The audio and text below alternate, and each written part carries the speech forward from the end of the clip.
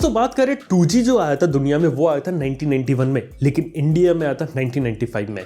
वहीं बात करें 3G की, ग्लोबली 1998 में इसके दर्शन हो गए थे, लेकिन इंडिया में पता है 3G कब आया था? 2008 में। ऐसे ही बात करें 4G की, 2008 में दुनिया भर में 4G के दर्शन हो गए थे, लेकिन पता है इंडिया में कब आया था? 2015 में। और मेरे को लगता है कि अच्छे तरीके से आप लोगों ने भी 4G का जो यूज है वो शायद 2016 के अंदर किया होगा, जियो रिवॉल्यूशन के बाद। और वहीं अब बात आती है 5G की, क्योंकि 5G देखा जाए तो वो आया है 2019 में, कमर्शियल रोल आउट हुआ है, और अभी 2021 खत्म होने वाले, लेकिन अभी तक इंडिया में 5G आया नहीं है। तो आखिर इंडिया में कब आएगा 5G? क्योंकि लोग 5G फोन खरीद रहे, लोग 5G के लिए काफी ज्यादा एक्साइटेड है।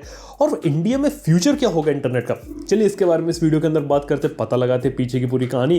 क्योंकि फ्यूचर जो इंडिया का वो दो पार्ट में डिवाइड हो रखा है। एक तो होगा आपका 5G वाला, और दूसरा मेरे को लग रहा है शायद सैटेलाइट बेस्ड कम्युनिकेशन। यहाँ पे वीडियो में पूरा एंड तक देखते रहना, सारी इन्फॉर्मेशन क्लियर होने वाली है, आपको काफी इन्फॉर्मेशन देखने को मिलेगी यहाँ पे। सबसे पहले बात करते हैं 5G की।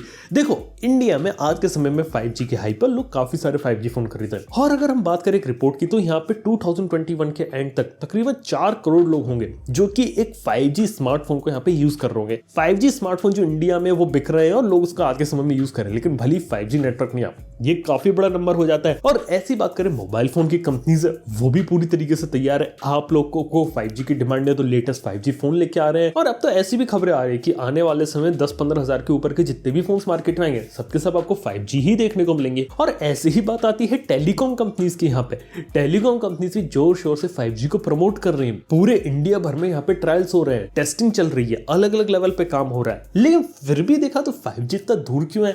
वेल बात है कि इंडिया में देखा जाए तो लग रहा है कि 2022 में ऑक्शन हो सकता है, क्योंकि अभी भी ऐसा लग रहा है कि और ज्यादा डेट एक्सटेंड हो सकती है। एक तो एक रीजन है कि हमारी गवर्नमेंट इसे थोड़ा डिले कर रही है, और पीछे जो थोड़ी बहुत टेक्निकल डिफिकल्टीज होती है उनके कारण भी जो ऑक्शन है वो यहाँ पे थोड़ा सा डिले हो रहा है। अभी के समय जो 5G की टेस्टिंग बहुत अच्छे तरीके से चल रही है। जैसे की बात करें वोडाफोन आइडिया, एयरटेल और जियो, तीनों बहुत अच्छे तरीके से काम कर रहे हैं। इवन वोडाफोन आइडिया ने तो अभी रिसेंटली रिकॉर्ड ब्रेक कर दिया, 9.83 गीगाबिट्स पर सेकंड की स्पीड अचीव कर ली थी 5G के अंदर गांधीनगर गुजरात में। यस, ये ट्रायल टेस्टिंग के अंदर ऐसी अच्छी स्पीड्स अचीव की जा रही है। ऐसी जियो ने भी बोला था कि 1 Gbps की स्पीड हम अचीव कर चुके हैं। और एयरटेल वाले तो यहाँ डेमो भी देते रहते कि आप क्लाउड में गेमिंग कर लेंगे, 1 Gbps का इंटरनेट चला लेंगे। और उनका तो ये भी कहना है कि डायनेमिक स्पेक्ट्रम शेयरिंग से 4G नेटवर्क का ही यूज करते हुए लोग 5G को भी यहाँ प्रोवाइड करेंगे। बात बिल्कुल सही। इवन यहाँ पे मैंने कुछ लोगों से बात करी थी, उन्होंने बोला था कि मेजॉरिटी जो मार्केट है इंडिया में वो ऑलरेडी 5G कंपैटिबल है। काफी सारे टावर 4G के आने के बाद इस कैपेबल लोग कि वो 5G को चला सकते हैं, specially non standalone 5G network को। और उससे मैंने बात करी थी तो उन्होंने बोला था कि उनका नेटवर्क यहाँ पे तैयार है, इंफ्रास्ट्रक्चर भी रेडी है, बस उन्हें हर एक टावर के अंदर जाके एक कार्ड या चिप रहती है वो रिप्लेस करनी है, और बस रिप्लेस करती वो एरिया 5G हो जाएगा। और कुल मिला के बात किया तो इन कंपनीज का यहाँ पे एक प्लान है, वो ये है कि डे 1 जिस दिन इंडिया में 5G लॉन्च हो उस दिन पैन इंडिया, पूरे इंडिया में 5G लाया जाए। मतलब अभी हम बात करते हैं ना कि इंडिया में अगर 5G आएगा तो सिर्फ बड़े शहरों में, मेट्रो सिटीज के अंदर आपको देखने को मिलेगा। छोटे शहर जो रहते हैं वहां तक नहीं आ पाएगा, और गांव वगैरह तक तो भूल ही जाओ यार, वहां पे 4G ढंग से नहीं चलता तो 5G कैसे आएगा? ये सब चीजें बदलना चाहते हैं और पूरे इंडिया को एक साथ 5G करने का प्लान है। इसलिए उन्होंने बात बताई थी कि इसलिए इस तरफ बैक एंड में यहाँ पे काफी काम चल रहा है। भले ही ऑक्शन यहाँ पे डिले होता रहे, लेकिन ट्रायल टेस्टिंग करना, यहाँ पे कम्युनिकेशन के अलग अलग इक्विपमेंट्स यूज करना, ये चीज चल रही है। और ये देख के लगता है कि आने वाले समय में 5G के यूजर बेस जो होता है वो 4G के यूजर बेस से भी ज्यादा बड़ा होगा। कुछ रिपोर्ट्स में बोला गया है कि अराउंड 30 करोड़ जो लोग रहेंगे वो ऑलरेडी 2026 तक 5G पे आ जाएंगे, लेकिन 4G भी एक मेजर रोल प्ले करेगा। लेकिन बात है कि इंडिया में चीजें थोड़ी अलग तरीके से होती है। मतलब 4G जब आने वाला था तब 3G के बारे में लोग इतना सोचते नहीं थे, और लोगों को लगता था कि 4G आएगा, धीरे धीरे आएगा। लेकिन एक झटके में इंडिया 4G बन गया था और प्लान्स भी एकदम से आ गए थे। और अगर इसी टाइप का रिवोल्यूशन अगर 5G आता है तो काफी सारे लोग ये एक्सपेक्ट कर रहे हैं कि जैसी 5G आ वो लोग 5G का यहाँ पे यूज करें। बिल्कुल इस तरीके से कहानी चल रही। इवन बात किया तो नॉन स्टैंड अलोन नेटवर्क के लिए तो ये ऑलरेडी रेडी है। स्टैंड अलोन 5G नेटवर्क के लिए डेडिकेटेड टावर्स लगा रहे हैं। इवन मैंने ये भी सुना है कि मिलीमीटर वेव का जो 5G होता है ना, उसके लिए लोग ऑलरेडी यहाँ पे प्लानिंग कर रहे हैं, कुछ जगह टावर वगैरह सेटअप कर रहे हैं, टेस्टिंग कर रहे हैं। तो हाँ, हर टाइप के 5G के लिए यहाँ पे इंडिया में जगह हर जगह देखने को मिलेगा। और सिर्फ इतनी बात नहीं कि सिर्फ बड़े शहरों तक ट्रायल टेस्टिंग चल रही है, रूरल इंडिया में भी यहाँ पे ट्रायल टेस्टिंग कर रहा था एयरटेल।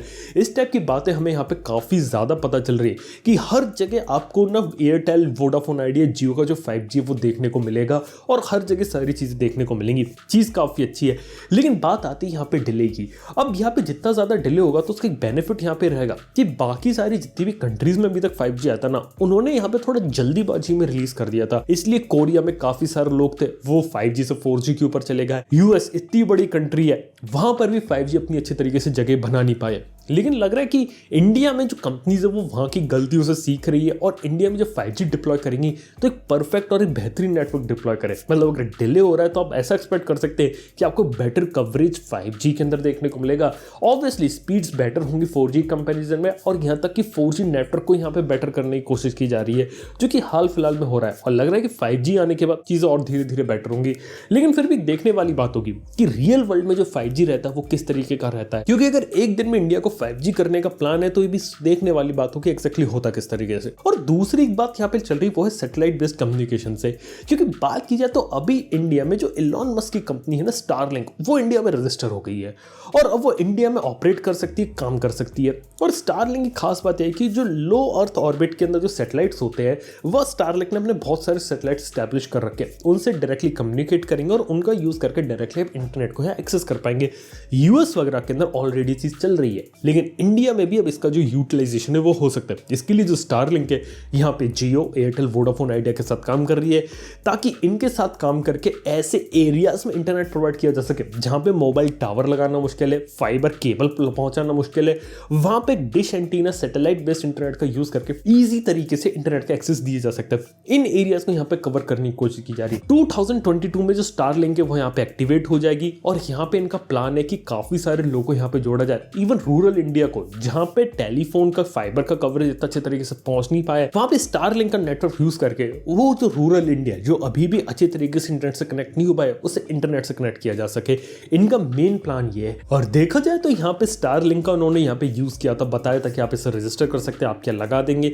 और लेकिन देखा तो उस समय उसके प्लान्स काफी ज्यादा महंगे थे, लेकिन जब एंटिटी जब इंडिया में रजिस्टर हो चुकी है तो इंडिया के हिसाब से लोग प्लान्स वगैरह निकाले, क्योंकि अभी जो प्लान्स निकाले तो ग्लोबल लेवल के हिसाब से सही थे, लेकिन इंडिया में जो डेटा रेट से दुनिया में सबसे अफोर्डेबल रेट में मिलता है। चाहे हम फाइबर के डेटा के बारे में बात कर ले या फिर बात कर ले मोबाइल फोन का डेटा, ये आज भी सबसे कम कीमत में मिलता है। और यहाँ पे अगर कंपीट करना है तो यहाँ पे कीमत वगैरह भी करनी पड़ी, यानी कि स्टारलिंक का सेटअप लगाने की कीमत यहाँ पे ज्यादा नहीं रहेगी, लेकिन यहाँ पे जो कीमत एग्जैक्टली में जो ज्यादा रहेगी ना वो रहेगी यहाँ पे रिकरिंग कॉस्ट जो लोग पे करते हैं महीने की इंटरनेट के लिए। इवन स्टारलिंक जो है वो यहाँ पे DOT डिपार्टमेंट ऑफ टेलीकम्युनिकेशन से भी यहाँ पे बातचीत चल रही है कि एग्जैक्टली इंडिया में जो रूल्स है उनकी यहाँ पे प्रॉपर तरीके से लोग मेंटेन करें, जितनी भी चीजें रहती है उसको अच्छे तरीके से फॉलो करें, गाइडलाइंस को फॉलो करें। कोई वेबसाइट ब्लॉक है तो उसे ब्लॉक ही रखा जाए, कोई ऐप अगर इंडिया में आप नहीं खोल सकते तो वो नहीं खुलेगी यहाँ पे। इस तरीके की सारी चीज़ अगर इंप्लीमेंट होती है तो हो सकता है कि इंडिया में जो स्टारलिंक है वो अच्छे तरीके से चल जाए। इवन सिर्फ सैटेलाइट के थ्रू इंटरनेट प्रोवाइड करना नहीं, internet based communication, satellite based call, ये सारी चीजें भी प्रोवाइड कराएगी स्टारलिंक। तो देखा तो कंसेप्ट काफी अच्छा है, यहाँ पे इंडिया में काम चल रहा है और है कि दिसंबर 2022 तक ये काफी बड़े एरिया को कवर करने की प्लान कर रहे हैं। तो कहने का मतलब यहाँ पे कि 2022 काफी एक अच्छा ईयर हो सकता है। उस साल हमें 5G भी देखने को मिल सकता है और इलॉन मस्क की अगर स्टारलिंक भी अगर इंडिया में डेब्यू कर जाए तो वो भी काफी कमाल की बात होगी। आप यहाँ पे मेरे साथ बने रहिए, अगले साल इनमें से कोई भी चीज रहती है ना मैं पक्का उसका प्रैक्टिकल डेमो आपको लेके दिखाऊंगा कि एग्जैक्टली अगर 5G आए तो कैसे चल रहा है और अगर स्टारलिंक अगर आगे इंडिया में तो एग्जैक्टली उसका रियल वर्ल्ड एक्सपीरियंस कैसा है, ये सब आपको जानने को मिलेगा। वीडियो अगर आप लोगों को पसंद है तो प्लीज लाइक कर देना, चैनल को सब्सक्राइब कर देना। थैंक यू आपको वीडियो देखने के लिए। मैं आपसे नेक्स्ट वन में गुड बाय।